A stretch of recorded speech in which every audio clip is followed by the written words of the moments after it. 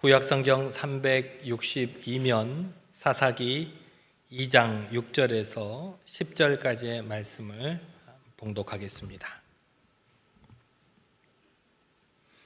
하나님의 말씀을 봉독합니다. 전에 여호수아가 백성을 보내매 이스라엘 자손이 각기 그들의 기업으로 가서 땅을 차지하였고, 백성이 여호수아가 사는 날 동안 여호수아 뒤에 생존한 장로들 곧 여호와께서 이스라엘을 위하여 행하신 모든 큰 일을 본 자들이 사는 날 동안에 여호와를 섬겼더라. 여호와의 종 눈의 아들 여호수아가 110세에 죽음에 무리가 그의 기업의 경내 에브라임 산지 가스산 북쪽 딥낫 헤레스에 장사하였고, 그 세대의 사람도 다 그 조상들에게로 돌아갔고, 그 후에 일어난 다른 세대는 여호와를 알지 못하며 여호와께서 이스라엘을 위하여 행하신 일도 알지 못하였더라. 아멘. 주님께서 우리와 우리 가정에 영원 무궁토록 은혜 베풀어 주실 줄 믿습니다. 한 주간 평안하셨습니까?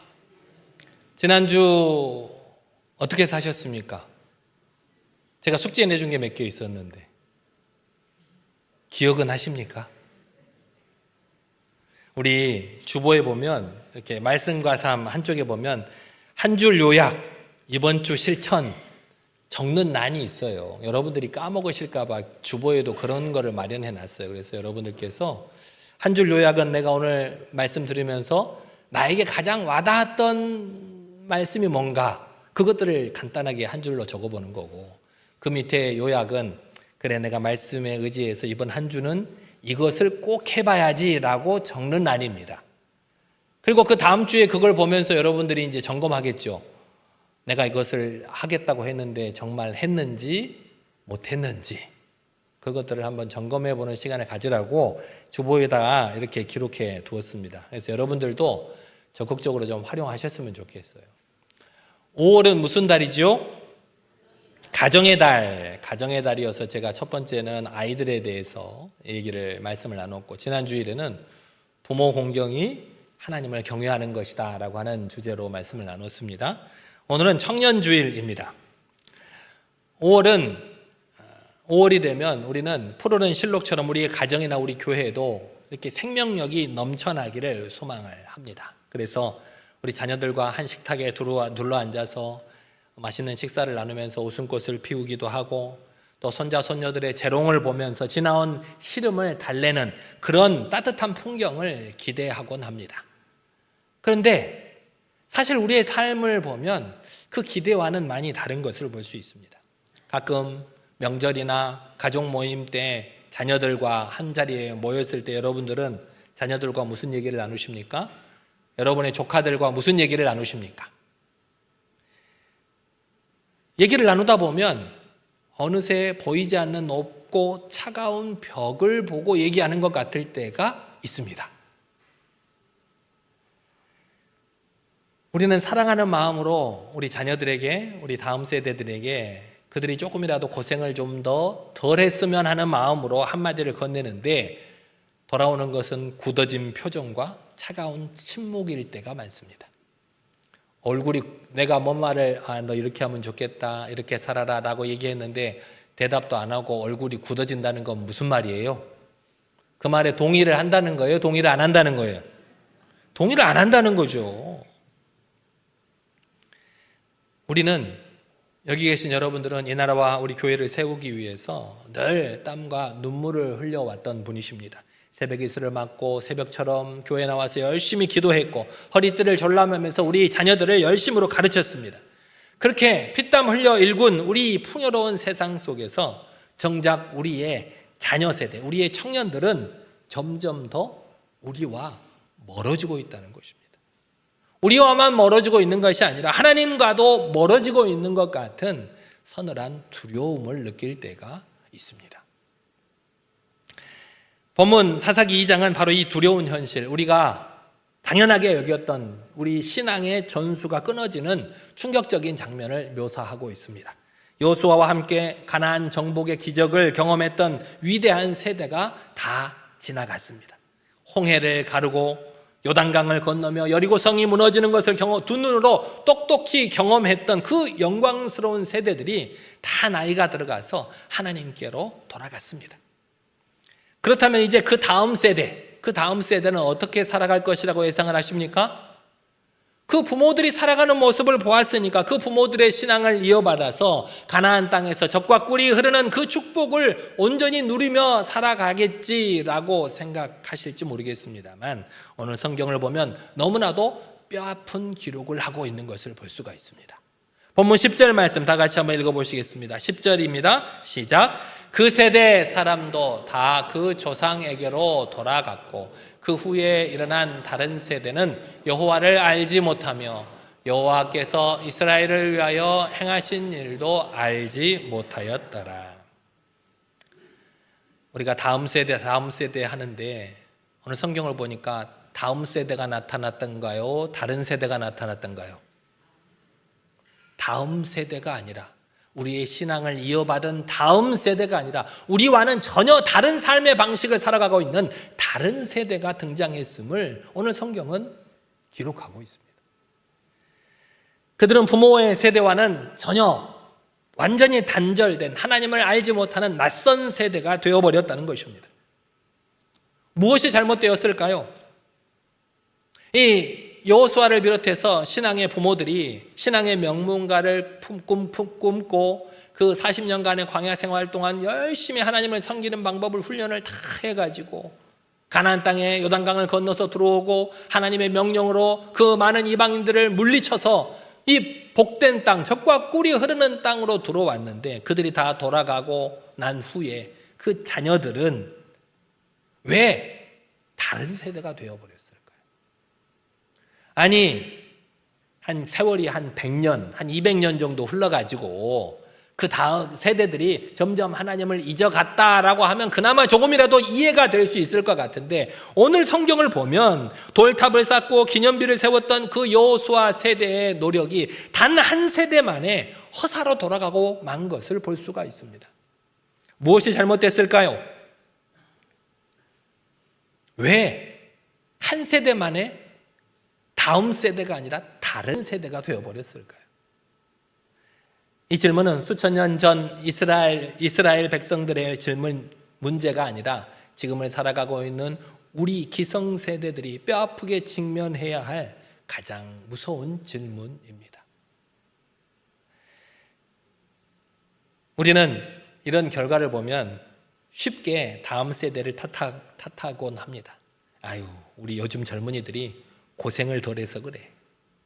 우리 때는 금식기도 하면서 산에 올라가서 나무 뿌리를 잡고 흔들며 나무 뿌리를 뽑힐 정도로 열심히 기도했는데 요즘 애들은 조금만 힘들어도 포기해버려. 신앙에 열정이 없어. 믿음이 없어. 그렇게 쉽게 말해버리곤 합니다. 하지만 여러분, 성경의 당시 이스라엘 상황을 가만히 살펴보십시오. 광야에서 만나와 메추라기를 먹으면서 매일매일 하나님의 기적을 의존했던 그 부모 세대와 달리 지금 가나안에 정착한 그들의 자녀 세대는 직접 땅을 일구고 농사를 지어야만 했습니다. 씨앗을 뿌리고 비를 기다리며 해충과 싸우면서 땀 흘려 수확하는 이 농경사회의 현실에 직면하고 있다는 것입니다. 그래서 그들에게는 광야의 기적보다 당장 농사를 잘 짓게 해준다는 그 땅, 그 가나안 땅의 토착신이었던 바알의 유혹이 더 훨씬 현실적으로 다가왔을 줄 모릅니다. 바알을 섬기면 농사를 잘 짓게 해준대. 수확이 더 많게 해준대. 하지만 부모 세대는 그저 자신들이 경험했던 광야의 하나님만을 강조합니다. 그러면 안 된다. 우리 하나님께서 광야 생활 동안 우리를 먹이고 입히셨는데 만나와 메추라기를 보내주셔서 먹었는데 불기둥과 구름기둥으로 우리를 지키셨는데 그런 하나님을 배신하면 안 된다. 그런데 이 자녀들은 그런 하나님을 경험한 적이 있어요? 없어요? 없어요. 부모 세대는 자신이 경험한 광야의 하나님만 강조했을 뿐 가나안의 이 복잡한 현실 속에 있는 하나님을 그들의 삶의 언어로 해석해서 자녀들에게 들려주지 못했다는 것입니다.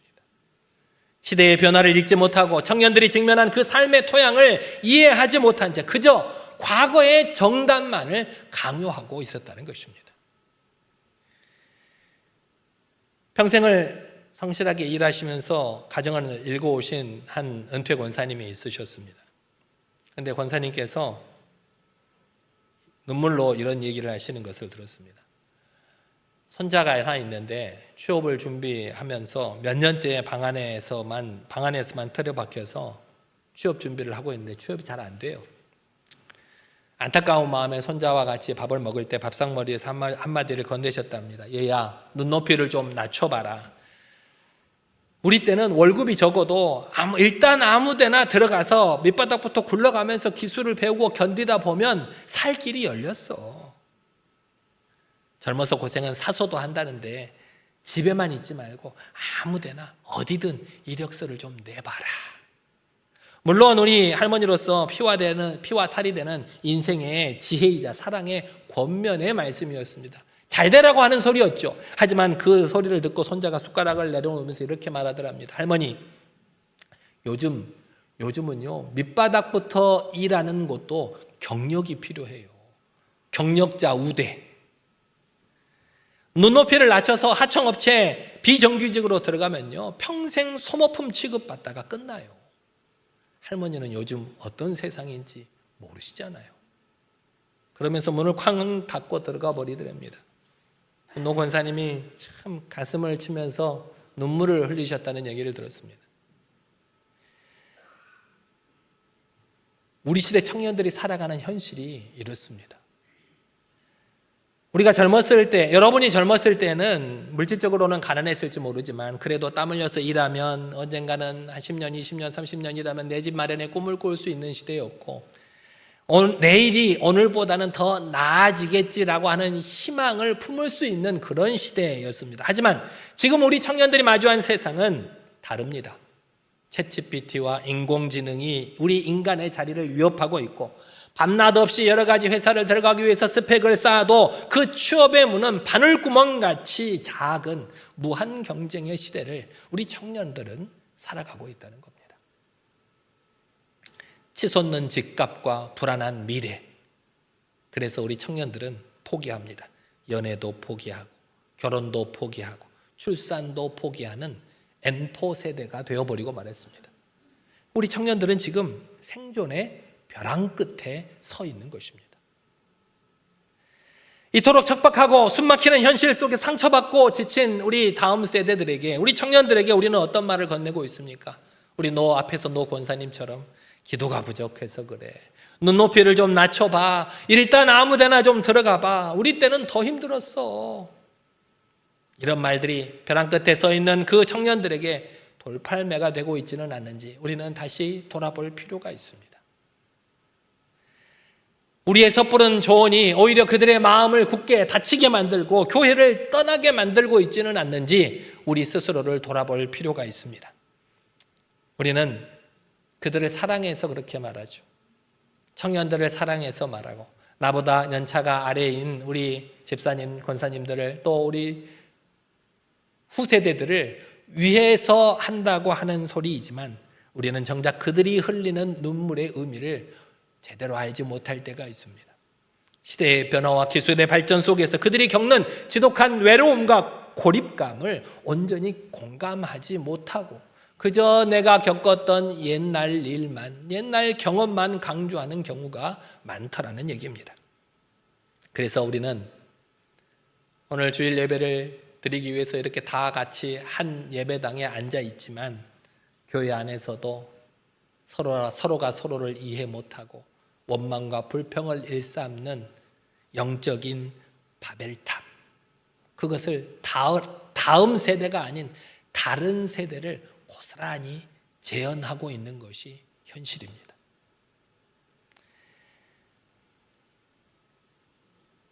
청년들만, 오늘이 청년주일이니까 이것이 꼭 청년들에게만 하는 소리가 아닙니다.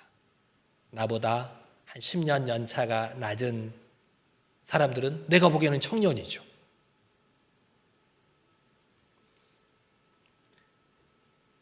왜 이 신앙이 끊어져 있을까요? 신앙의 전수를 위해서 우리가 노력해 왔는데, 열심히 가르치어 왔는데 왜 이렇게 끊어져 버렸을까요? 이 끊어진 다리를 우리는 어떻게 다시 연결할 수 있을까요?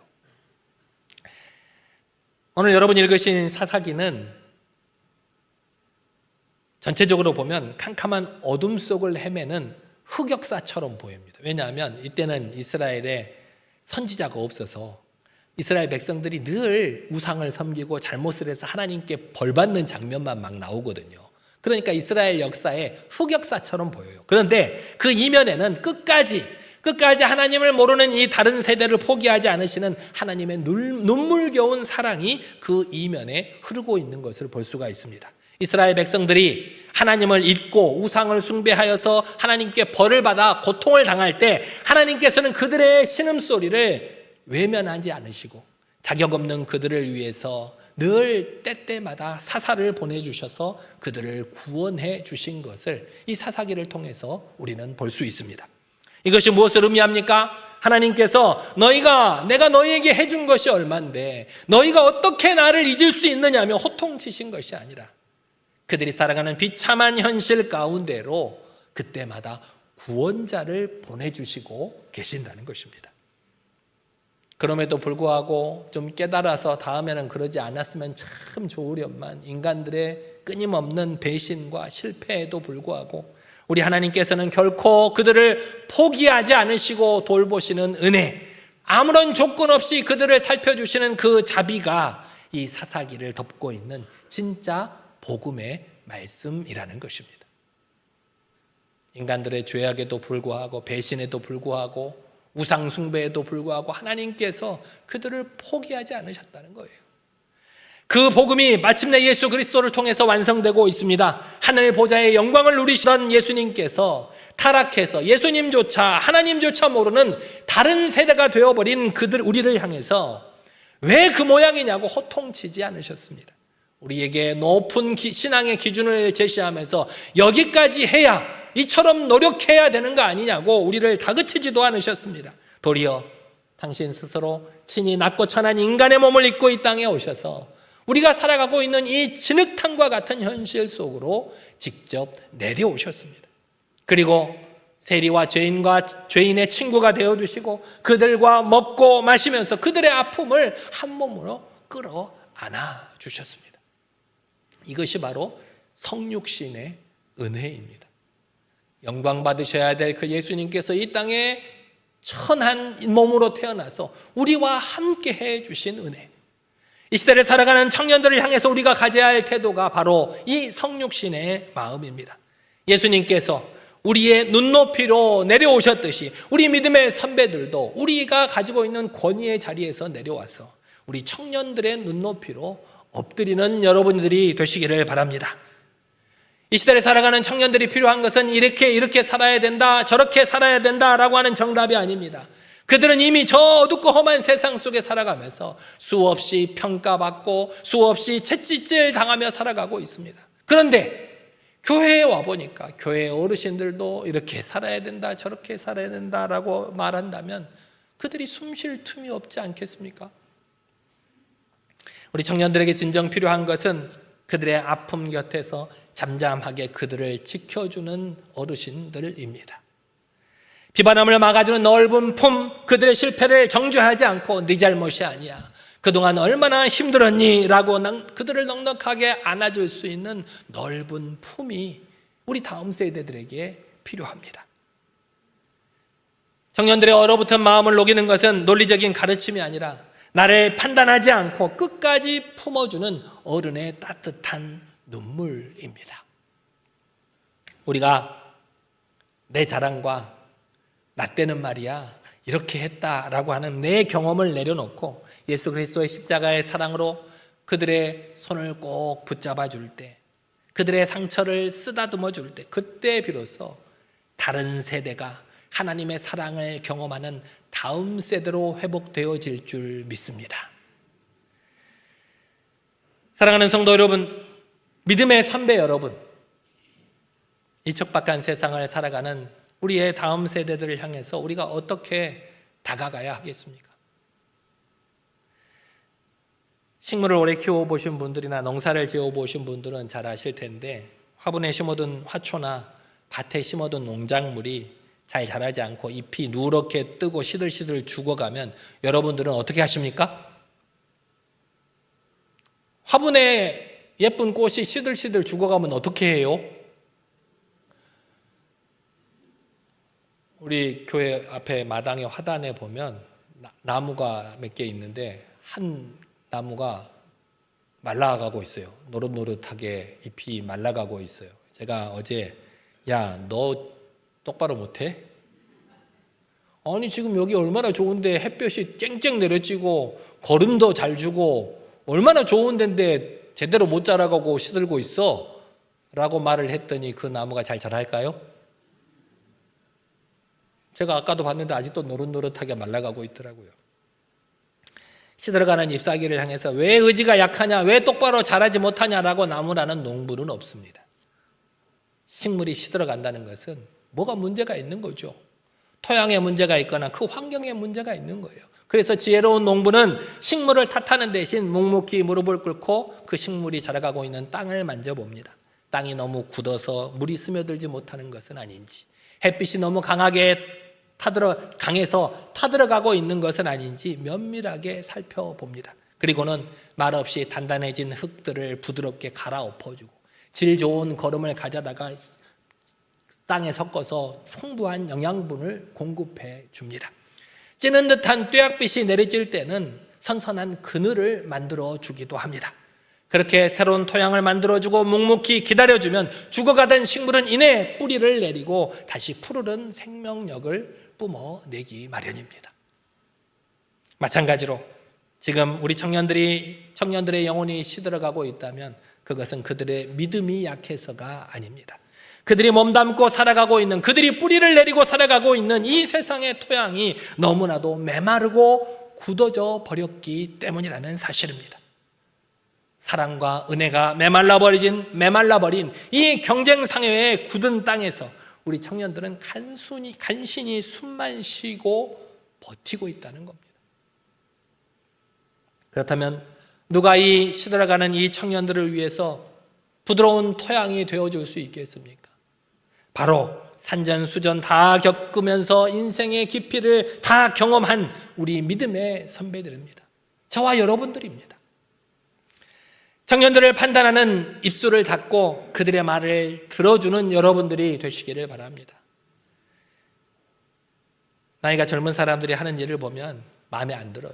삶의 방식이나 그들의 선택이 내 경험에 비추어 보면 마음에 안 들 때가 많아요. 그래도 그들을 판단하거나 섣부른 조언을 하려고 하지 마시고 그들의 이야기를 한번 들어주는 여러분들이 되시기를 바랍니다. 끝까지 이야기를 들어준다고 해놓고 중간에 딱 가로막고 아니야 나 때는 그러지 않았어 라고 하지 마시고 끝까지 그들의 얘기를 들어주십시오. 때로는 침묵이 따뜻하게 손잡아주는 것, 그 행동 하나가 100마디 위로보다 나을 때가 있습니다. 그리고 밥은 먹었니? 이번 주도 그렇게 살아가느라고 참 애썼다라고 따뜻한 마음으로, 따뜻한 말 한마디로 굳어진 그들의 마음에 물을 주는 여러분들이 되시기를 바랍니다. 그리고 그들을 위해서 기도하는 기도의 토양, 기도의 거목들이 되어주시기를 바랍니다. 씨앗을 뿌리고 나면 싹이 트고 자라는 것은 여러분이 어떻게 할 수 없어요. 그것은 전적으로 하나님의 은혜에 달려있는 것을 우리는 잘 알고 있습니다. 우리 눈에 보기에 우리 다음 세대가 청년들이 변화하는 모습이 눈에 보이지 않을 때가 있어요. 그래도 보이지 않는 곳에서 그들을 위해서 묵묵히 기도해 줄 수 있는 여러분들이 되시기를 바랍니다. 흔들리는 청년들이 지탱할 수 있는 가장 강력한 힘이 무엇입니까? 바로 그들 뒤에서 엎드려 기도하는 백발의 어르신들의 기도와 바로 신앙의 선배들인 여러분들의 기도 때문에 그들이 견딜 수가 있는 것입니다. 그리고 마지막으로 나의 약함을 나누어 줄 수 있는 영적인 그늘이 되시기를 바랍니다. 여러분들이 어른이라고 해서 다 완벽한 것이 아니잖아요. 저도 알고 여러분도 잘 아시죠? 완벽한 척 할 필요 없어요. 내가 올바로 신앙생활하는 척 할 필요 없어요. 내가 옛날에 신앙생활 했을 때 이렇게 했더니 하나님께서 이렇게 큰 은혜를 부어주셨다라고 하는 그런 간증도 좋지만, 오히려 내가 인생의 골짜기에서 얼마나 많이 넘어졌는지, 내가 가정 문제와 건강의 위기 앞에서 얼마나 연약한 모습을 보였었는지, 그럼에도 불구하고 하나님께서 나를 위해서 나를 버리지 않고 어떻게 여기까지 인도해 주셨는지, 그 은혜의 상처들을 솔직하게 나누어 줄 수 있는 여러분들이 되시기를 바랍니다. 부끄럽죠? 그런 내 연약한 모습을 나누는 게 때로는 부끄럽게 느껴질 때가 있어요. 하지만 그걸 부끄러워하지 마시고, 내가 주님의 은혜가 아니면 단 한순간도 살아갈 수 없는 존재였다는 사실을 여러분들 입술로 고백할 때, 우리 다음 세대들은 우리의 넓은 품 안에서 하나님의 은혜를 경험할 수 있게 될 줄 믿습니다. 오랜 세월 풍파를 견뎌낸 큰 나무는 어린 나무를 위해서 그 넓은 품으로 거센 바람을 막아줍니다. 그리고 자신의 잎을 다 떨어뜨려서 어린 나무가 잘 자랄 수 있는 비옥한 토양을 만들어줍니다. 우리 교회 모든 성도님들이 이 시대에 청년들을 품는 이런 기도의 거목들이 다 되어주시기를 바랍니다. 불안한 미래 앞에서 떨고 있는 청년들을 향해서 비난의 돌을 던질 것이 아니라, 우리 교회가, 우리 기성세대가, 우리 믿음의 선배들이 그들의 도피성이 되어주시기를 바랍니다. 우리가 예수 그리스도의 사랑으로 그들의 손을 꼭 붙잡아 줄 때, 여호와를 알지 못하는 다른 세대가 십자가의 은혜를 알고 경험하는 다음 세대로 피어나는 영광을 맛보게 될 줄 믿습니다. 그렇게 나중된 자가 먼저 되고 절망의 세대가 소망의 세대로 변화하는 그 벅찬 감격을 우리 교회와 우리 가정이 경험할 수 있도록 여러분들께서 함께 노력해 주시기를 간절히 기도합니다. 이 시간 같이 기도하겠습니다. 하나님, 다음 세대를 향한 무관심과 나의 영적인 교만을 회개하오니 용서하여 주옵소서. 하나님, 청년들에게 섣부른 판단과 훈계만 했던 지난날을 회개하오니 용서하여 주옵소서. 이제는 그리스도의 사랑으로 그들의 아픔을 안아주는 믿음의 선배들, 그들을 위해서 눈물로 기도하는 든든한 기도의 울타리가 될 수 있도록 우리를 인도해 달라고 이 시간 우리 다 같이 한 목소리로 간절히 기도하겠습니다. 능력의 하나님 아버지, 어리석고 부족한 우리들 하나님의 거룩하신 말씀으로 깨우쳐 주심에 감사를 드립니다.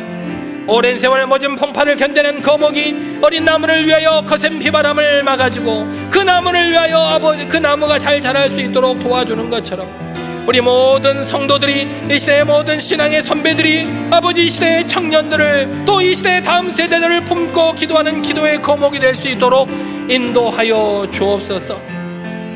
그들을 판단하기보다는 그들의 목소리에 귀를 기울이는 아버지 우리가 되게 도와주시고, 묵묵히 기도의 토양, 기도의 거목이 될 수 있도록, 또 우리의 연약한 나의 모습을 고백하면서 그들의 아버지 쉴 수 있는 영적인 그늘이 되어줄 수 있도록 인도하여 주옵소서. 능력의 하나님 아버지, 우리가 얼마나 연약했는지, 얼마나 넘어졌는지, 그럼에도 불구하고 하나님께서 나를 포기하지 않고 여기까지 인도해 주셨음, 그 은혜의 상처를 고백하고 나눌 수 있는 우리 모든 성도들이 될 수 있도록 인도하여 주옵소서.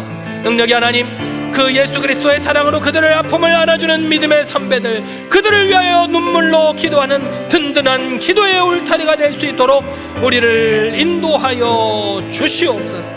주님께서 함께하여 주실 줄 믿사옵나이다. 사랑과 은혜가 풍성하신 하나님, 오늘 말씀을 통해서 다음 세대를 향한 저희의 무관심과 영적인 교만을 회개하오니 용서하여 주옵소서.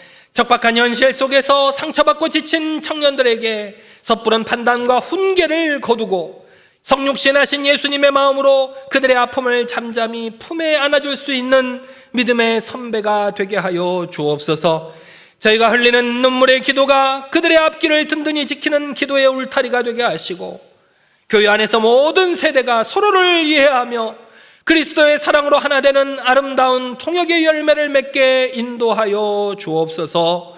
예수님 이름으로 기도드리옵나이다. 아멘.